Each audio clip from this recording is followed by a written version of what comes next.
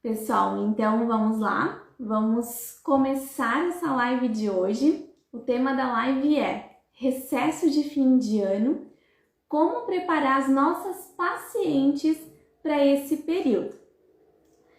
E o primeiro ponto é o planejamento para uns dias de férias de nós, fisioterapeutas, ele deve acontecer.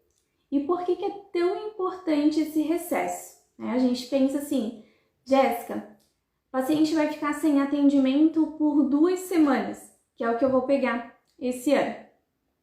A gente vai parar ali a físio no consultório, mas a paciente ela não vai ficar sem essa assistência lá na casa dela.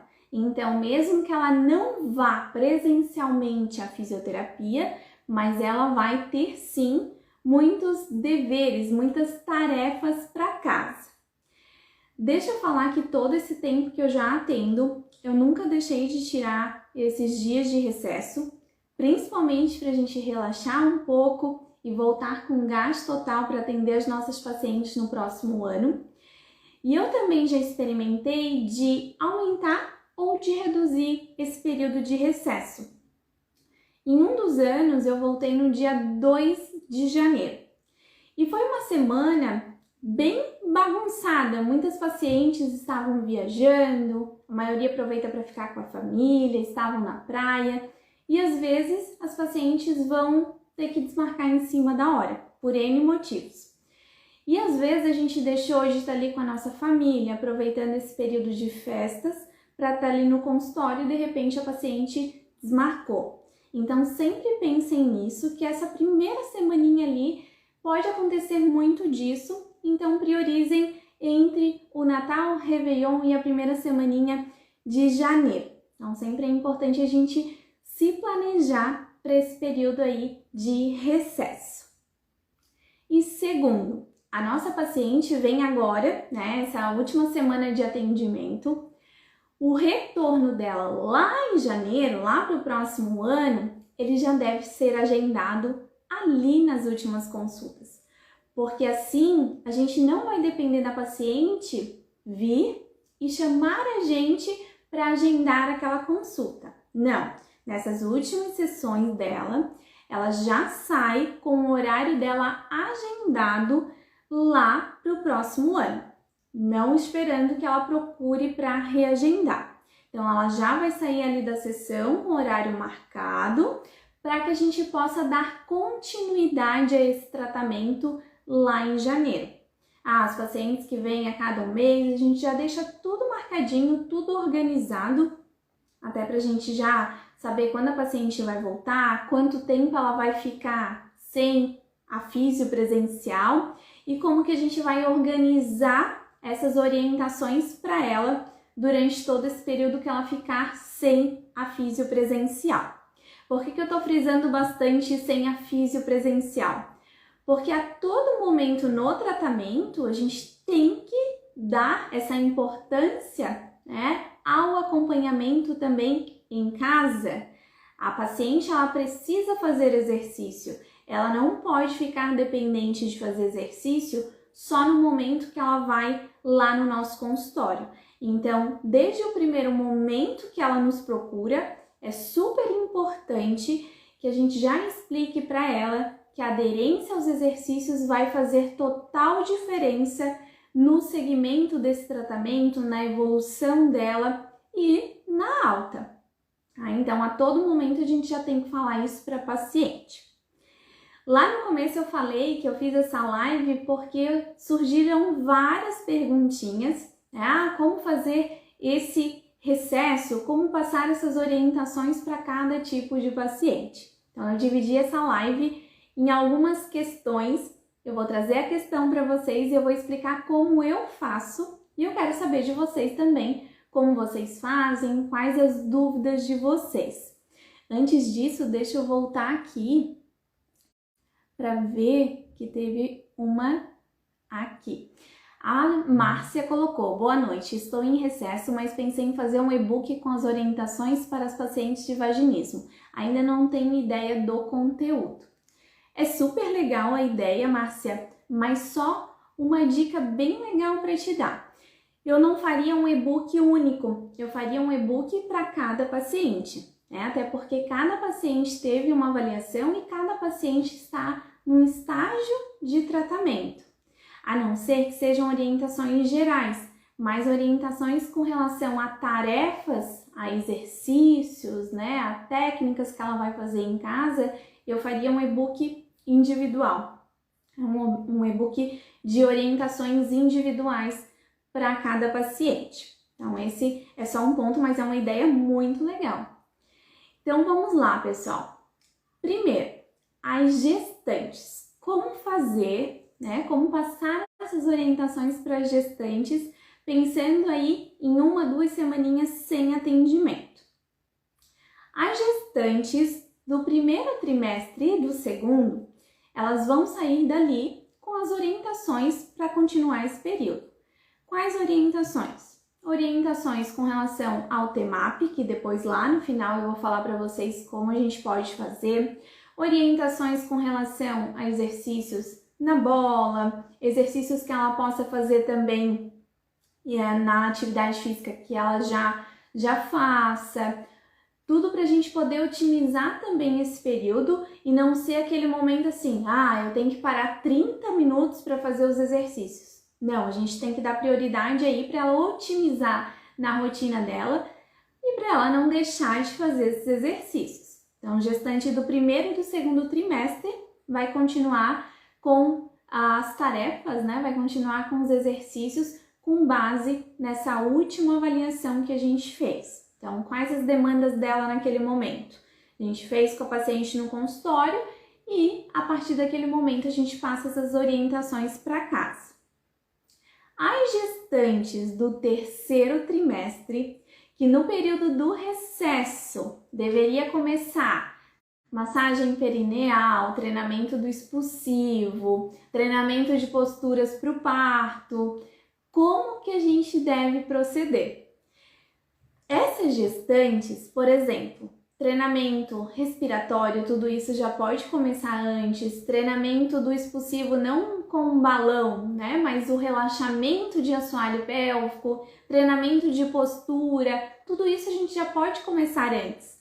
Eu me planejei para o recesso agora no dia 22. Então, antes disso, eu já vou trabalhar com a minha paciente todas essas questões, para que nesse momento do recesso, ela já tenha todo esse passo a passo para ela poder fazer também essas técnicas em casa. Outro ponto bem importante, a massagem perineal. A massagem perineal, ela nos artigos eles trazem de 4 a 6 semanas antes do parto. Então, a gente poderia começar aí de 34 a 36 semanas.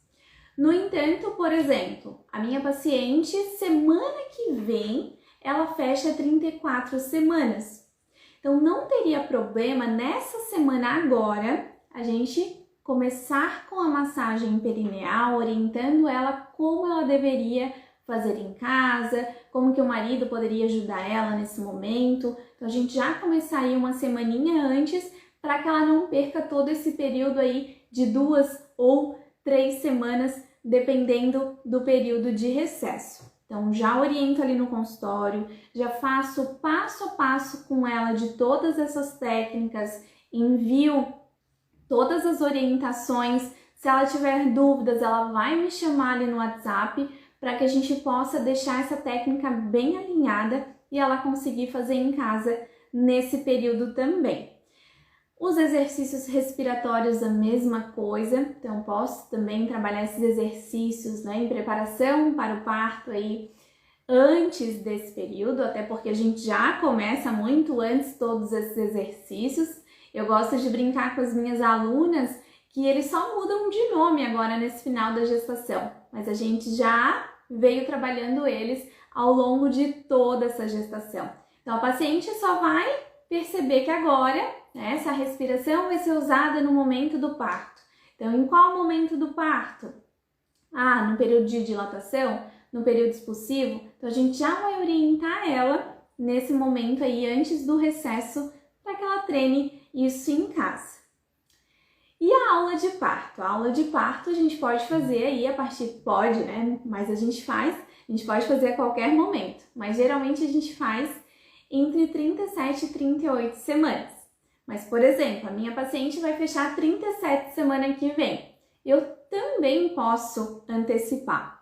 Eu antecipo essa aula de parto, eu passo todas as orientações para esse casal, explico para eles tudo que vai ser feito nesse período, explico que eu estou também à disposição caso surja alguma dúvida, vendo o material que eu vou enviar depois dessa aula. Eles foram testar alguma respiração, alguma postura em casa que eles viram na aula, tiveram dúvidas, então eu estou à disposição também das minhas pacientes nesse período. Eu não trabalho com acompanhamento de parto, mas eu estou ali para tirar as dúvidas dela com relação, a qual respiração, quando que eu vou para a maternidade, tudo isso a gente conversa também. Meu celular não fica desligado, ele tá ali ligado e se precisar, a paciente vai me mandar mensagem.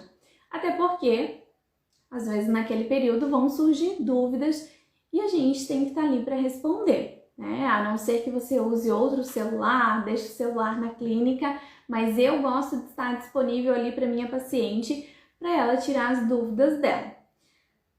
E pacientes que estão em tratamento de dor gênito-pélvica. Como que a gente faz, A gente já libera para penetração? O paciente já está em segmento desse tratamento, a gente já está ali trabalhando com ela está com uma boa evolução. Nesse período, eu libero ou não libero? O que vocês acham e como que vocês fazem? Coloca aqui para mim nos comentários. Deixa eu tomar uma aguinha.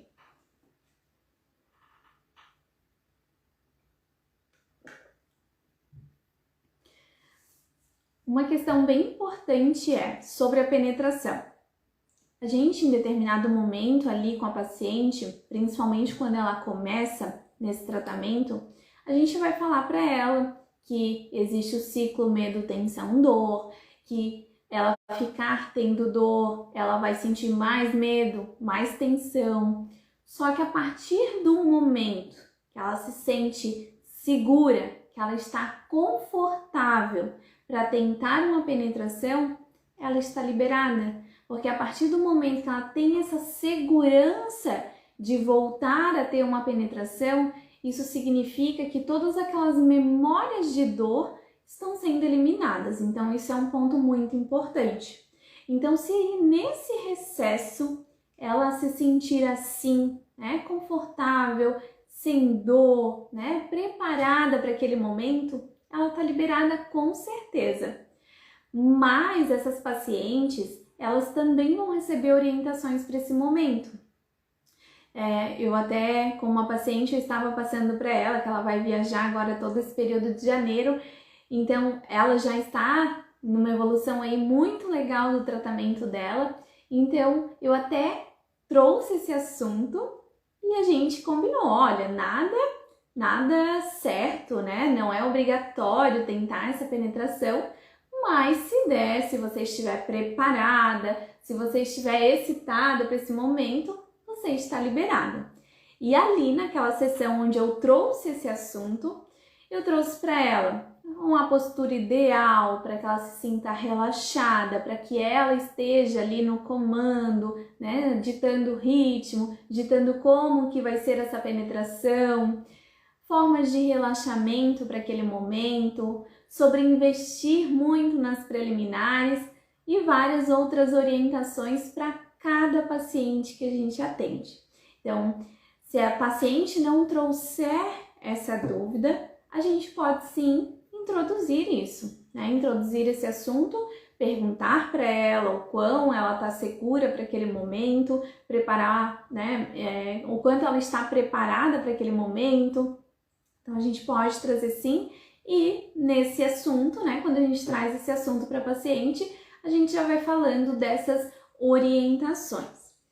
Um ponto bem importante sobre esse recesso e essas orientações é não só falar a orientação, e sim ou escrever num receituário ou imprimir, né, colocar em PDF, eu gosto ou de escrever ali as orientações ou de passar para ela em PDF para que ela tenha no celular, né? Então não tem desculpa, esqueci a folha. Então tá ali no celular dela. Fui para casa de praia, esqueci a folhinha em casa. Não tem essa desculpa, tá ali no celular. Então, esse é um ponto importante também de a gente pensar em como a gente vai trazer essas orientações para a paciente. É escrito? É em PDF? É em vídeo? Mas é importante que tenha ali documentado para que a paciente não esqueça. E se a gente só fala para a paciente, daqui a pouco ela esquece, não vai saber quantas repetições, como que ela deveria fazer. Então é importante que a gente documente essa orientação. Outra dúvida que apareceu sobre esse assunto também. Paciente no pós-parto que vai fechar 40 dias de pós-parto nesse período de recesso, eu faço a consulta antes ou depois do recesso? Então essa é uma dúvida bem legal. E a resposta é: depende. Se a paciente estiver com mais de 30 dias de pós-parto, no período antes do recesso, então aqui uma semaninha antes do recesso, a gente já poderia agendar uma avaliação. 30 dias ela já teve uma boa cicatrização, caso teve alguma lesão ali na região, então a gente já pode sim trazer, né, essa paciente para o consultório para fazer essa reavaliação e para já dar seguimento no tratamento, caso ela necessite de um tratamento aí mais intenso nesse pós-parto. Para os pacientes com menos de 30 dias, o ideal é que a gente espere um pouquinho mais, então agenda o retorno lá para janeiro, para que ela tenha aí toda a recuperação da região.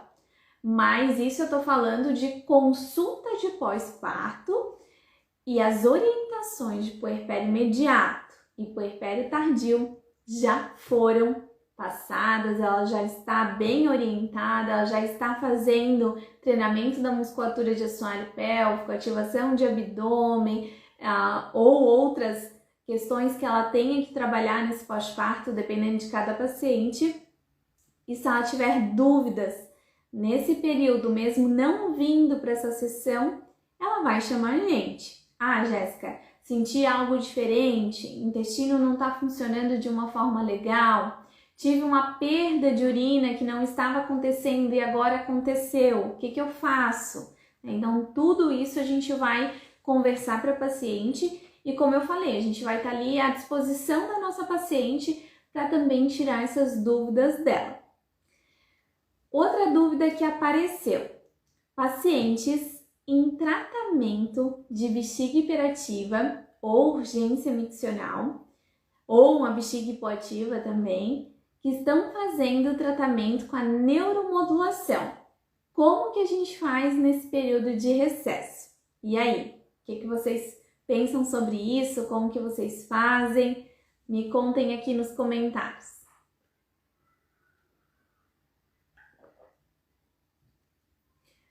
Uma questão bem importante aqui é: se a paciente estiver no início, né, ou ainda não teve tanta resolução desse quadro, a gente vai pedir para a paciente comprar um aparelhinho de TENS, um aparelho que a gente consiga ajustar os parâmetros, e nas últimas sessões, não espera a última sessão do ano com ela, nas últimas sessões a gente vai deixar os parâmetros todos ajustados para nossa paciente, mostrar como posicionar os eletrodos, pedir para a paciente posicionar ali no nosso consultório, ligar o aparelho, deixar tudo certinho para que ela consiga fazer essa aplicação em casa.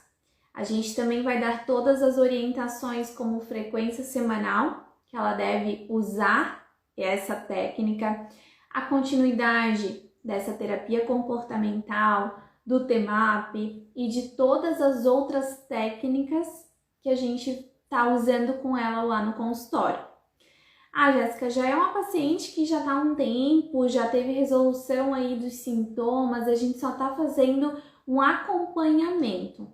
Essa paciente ela pode continuar em casa só com as orientações, não existe a necessidade aí de continuar aplicando, caso ela não tenha mais esses sintomas e ela já esteja em tratamento por um período um pouco maior, né? Uma paciente que fez 4 sessões de neuromodulação, a gente ainda está naquele segmento de 12 semanas que a gente está ali acompanhando para ver os resultados. Essa paciente eu indicaria utilizar a neuromodulação em casa, principalmente as pacientes aí com um diagnóstico mesmo de bexiga hiperativa. As pacientes de urgência miccional, na maioria das vezes, ela já tem uma resposta mais rápida, porque geralmente está associado bem com hábitos, né, comportamentais, e com essas alterações de hábitos, a gente já consegue melhorar bastante no quadro dela. E sobre o TMAP, né? Eu falei que eu ia trazer esse assunto no final dessa live. Então, sobre o TMAP, como que a gente pode fazer nesse período? O paciente vai ficar com os mesmos exercícios durante um mês? Durante 2 semanas? Como é que a gente pode fazer, né? Geralmente, as pacientes no meu consultório, eu tô sempre reavaliando. A gente conseguiu melhorar 1 segundo de contração. A gente já vai ajustar esse TMAP. Eu consegui melhorar com mais uma série, né? Consegui mais uma série. Então, a gente ajusta isso também. Consegui melhorar grau de força. Então, a gente vai sempre, ao longo dessa avaliação, verificando todos esses pontos e o que a gente pode melhorar, o que a gente pode evoluir nesse TMAP. O TMAP é um ponto bem importante, porque como serão aí de 1 a 2 semaninhas de intervalo que a paciente vai ficar sem vir na fisio presencial, a gente tem que mostrar para ela que os exercícios domiciliares, eles devem continuar mesmo nesse intervalo sem vir a fisio. E que se ela não fizer, a gente pode ter aí uma perda na evolução do tratamento, um retorno dos sintomas, pensando aí numa perda de urina, por exemplo. E eu sempre vou buscar reavaliar minha paciente para verificar se ela não precisa de nenhuma alteração nesse treinamento muscular. Afinal de contas, o músculo ele precisa de um estímulo diferente e a nossa paciente também. E esse é um ponto muito crucial para a paciente aderir à terapia ou não. Por quê? Porque se for sempre o mesmo exercício, a paciente vai se cansar, vai achar chato, não vai arrumar um tempo para fazer os exercícios e o tempo dedicado aos exercícios vai ficando cada vez menor e a aderência também. A aderência aos exercícios em casa vai ficando cada vez menor. Então, a gente pode trazer aí, daqui a pouco eu vou falar para vocês como que a gente pode incrementar esse treinamento em casa, mas a gente trazer um exercício diferente para a paciente já vai fazer com que ela se motive, né? Às vezes, mudar só um parâmetro ali no treinamento dela já vai fazer com que ela, é um exercício diferente, então já vou me motivar mais para fazer esses exercícios em casa. A Márcia colocou, indiquei os cones DEL para esses exercícios em casa durante o recesso. A gente já vai falar sobre isso, Márcia, que é um ponto bem legal para a gente conversar. Como que eu faço nesse período sobre o TMAP? Então, na penúltima sessão com a minha paciente, a penúltima do ano, eu já reavalio a musculatura de assoalho pélvico de novo, né? Eu falei que eu tô sempre reavaliando. Vejo se teve alguma alteração, tanto nos parâmetros de força e de função muscular. Daí, eu ajusto os exercícios para as férias, então 2 semaninhas antes ou uma, dependendo de qual frequência a paciente vem. Já ajusto esses exercícios para as férias, colocando tudo no papel para ela. Frequência diária e semanal, quantidade de repetições, quantidade de séries que ela deve fazer, o intervalo entre uma série e outra, para que não fique nenhuma dúvida do que fazer lá nas férias. Então, tem tudo ali, ou no papel, ou no PDF, para ela não ter nadinha, né? Não esquecer nada desses parâmetros que a gente colocou ali. E por que na penúltima sessão e não na última? Porque quando a gente vai passar um exercício novo, eu gosto sempre de monitorar a paciente. Passei o exercício novo, ela vai fazer em casa e na próxima sessão eu pergunto: e aí, como foi para fazer os exercícios novos? Como que foi para fazer, como que foi para sustentar? Como que foi para fazer numa posição diferente? Então eu sempre pergunto, porque se ela teve dúvidas aí nesse primeiro momento, fazendo esses novos exercícios, a gente já consegue esclarecer todas essas dúvidas ali naquela próxima sessão.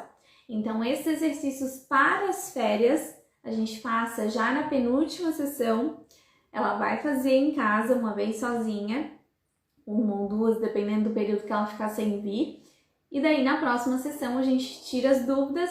Se não tiver dúvidas, a gente dá mais uma reforçada naqueles exercícios, né? Explica de novo, fala sobre as séries, fala sobre o descanso, que é importante também. E daí ela vai sair dali sem dúvidas nenhuma. Nesses exercícios eu busco colocar assim, como se eu estivesse escrevendo para vocês aqui. Por exemplo, eu tenho 2 semaninhas de recesso. Na primeira semana de recesso, ela vai fazer 3 séries de 6 repetições, sustentando 3 segundos e relaxando 3 segundos. Da onde que eu tirei esses números? Lá da avaliação de assoalho pélvico dela. Então, ela está fazendo 3 séries de 6 repetições, sustentando 3 segundos e relaxando 3 segundos. Daí eu falei disso na primeira semana, né?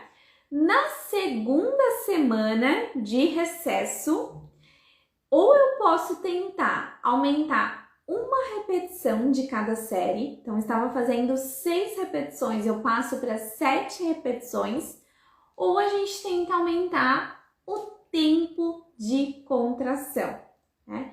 Como que eu vou saber disso? Como que eu vou saber qual aumentar? Depende da evolução da minha paciente, né? Se é uma paciente que já está ali em acompanhamento contigo, tu vai saber se ela se sai melhor aumentando uma repetição ou aumentando um tempinho ali a mais naquela mesma repetição, naquela contração. Então, isso a gente vai saber dependendo de cada paciente. Então, mesmo em casa, a minha paciente ela vai continuar evoluindo. Por quê? Eu aumentei uma repetição ou eu aumentei um segundinho aí na contração dela. Deixa eu só ver aqui. A Paula colocou, show! E quando elas já estão de 37 semanas na fase da massagem perineal? Eu falei lá no comecinho, Paula, se ela tá ali de 32, 33 semaninhas, a gente já pode trabalhar essa massagem, orientar essa massagem na última sessão, antes do recesso, e daí a gente passa orientações para ela fazer em casa. A Márcia colocou, todos os dias ou dias alternados? Márcia, aqui é só um exemplo de exercício, né? Por exemplo, aqui eu poderia passar para minha paciente para fibras lentas 2 dias na semana, fibras rápidas mais 2 dias, trabalho de coordenação mais 2 dias. Então a gente vai alternando os dias para cada fibra muscular, até para ter um exercício diferente a cada dia, né? Mas ela vai repetir esse exercício ali ao longo da semana, mas para que ela também se motive, para que ela não canse daquele exercício. A gente sempre tem que pensar nisso. A gente tem que ter uma regularidade do exercício, mas também não pode ser uma coisa monótona. Se for todo dia a mesma coisa, a minha paciente vai se cansar e ela não vai querer fazer os exercícios. Eu estava falando de evolução em casa, então a gente viu que pode aumentar um tempinho de contração ou uma repetição em casa, né, nessa série. Mas você deve estar se perguntando, Jéssica, como que eu vou saber se a minha paciente que estava conseguindo contrair 3 segundos lá na minha avaliação, como que eu vou saber que na segunda semana de férias ela está conseguindo sustentar 4 segundos. O que vocês acham? Como é que a gente pode saber disso? E aí?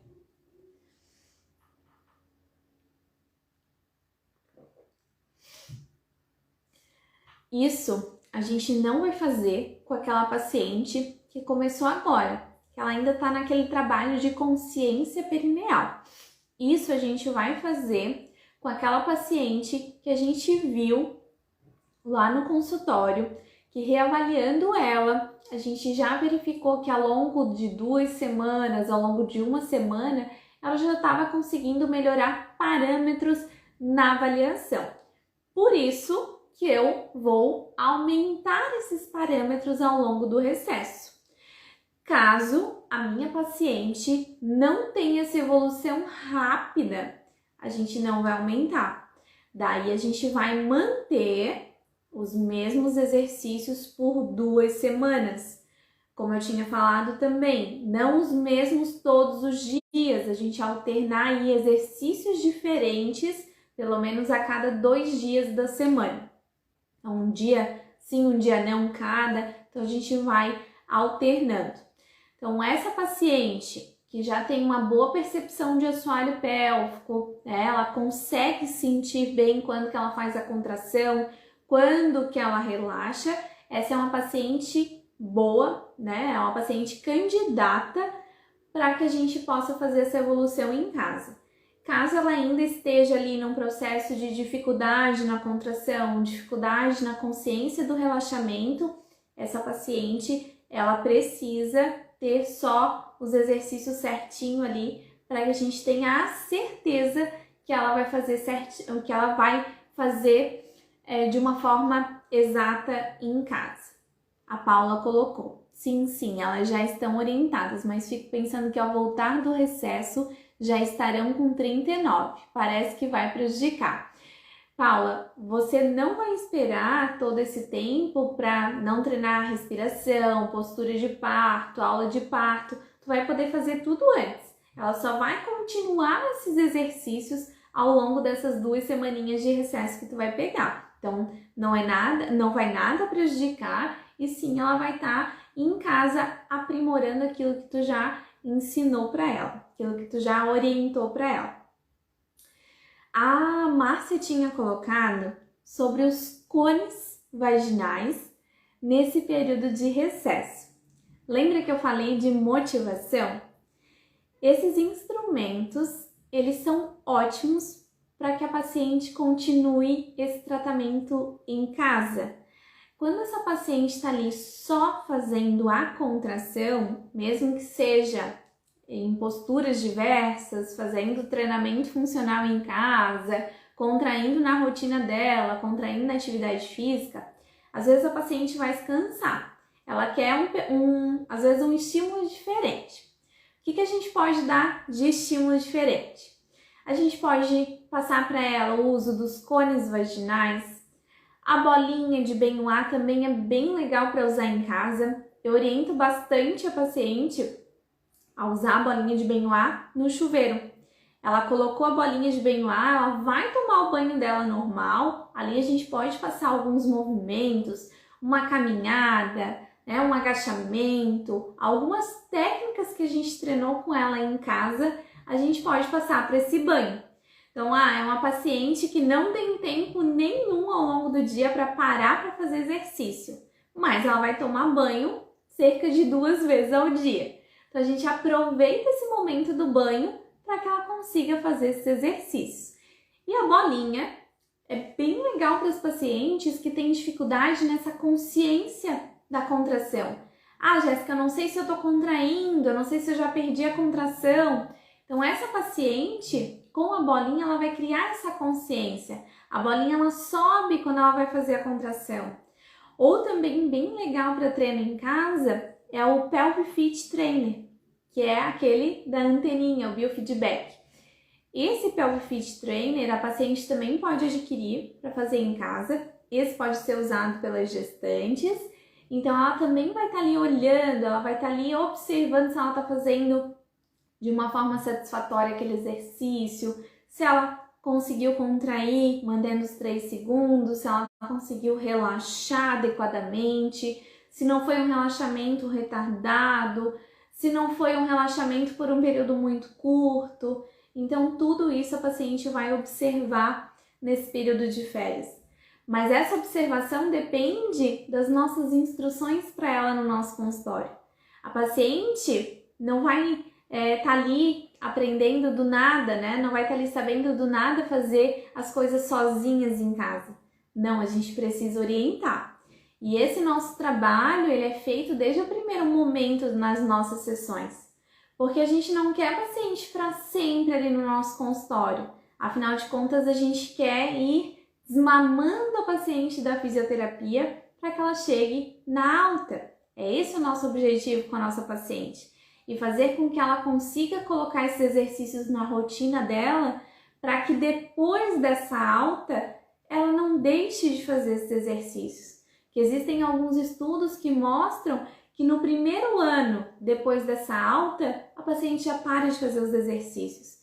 E a musculatura de assoalho pélvico é igual a qualquer outro músculo. Se a gente para de fazer esses exercícios, tudo aquilo que a gente havia conquistado, a paciente vai perder. Ah, Jéssica, e nessas 2 semanas de recesso, se a paciente parar de fazer os exercícios, ela não vai perder também? Com certeza, 2 semanas ainda é um período curto. Mas se a paciente para 2 semanas, depois para ela retornar fica mais difícil, né? Então a gente tem que estar sempre estimulando a paciente. Então essa bolinha de B1A, os cones, o Pelvic Fit Trainer são para estimular a nossa paciente para dar continuidade a esses exercícios em casa. Lembrando que bolinha e cone não são usados para gestante, somente o Pelvic Fit Trainer. E por que não podem ser usados? Porque a gestante já tem bastante sobrecarga na região de assoalho pélvico e tanto a bolinha quanto o cone, eles têm um pezinho a mais e não precisa desse pezinho a mais para o assoalho pélvico da gestante. Então, esses são pontos bem importantes desse TMAP. E falando de evolução em casa ainda, a paciente que está em tratamento com dor gênito-pélvica e que está em tratamento ali com o uso de dilatadores em casa, no consultório, em casa. A gente pode também fazer a evolução desses dilatadores em casa? Por exemplo, a paciente começou com o dilatador número 2, mas ela terá 2 semaninhas aí pela frente. Ela vai continuar com esse 2 ou ela pode aumentar também? Essa é uma dúvida que também surgiu aqui. Deixa eu só tomar uma aguinha.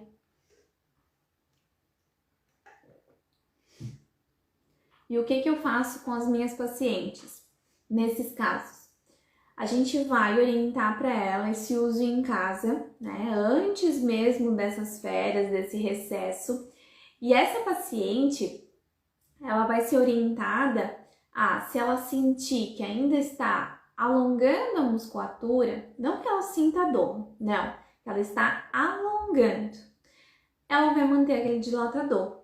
Caso ela não sinta mais nada com aquele dilatador, ela pode aumentar o número daquele dilatador. Então, pode sim fazer esse progresso em casa, desde que esse progresso não esteja associado com dor. A gente não quer que a paciente sinta dor, pelo contrário, a gente quer eliminar, a gente quer reduzir aquele desconforto ali. Então, se a paciente não está sentindo mais nada de alongamento e não dor, ela pode sim evoluir com esses dilatadores em casa. Então, essa paciente com dor gênito-pélvica, a gente também vai fazer essa evolução.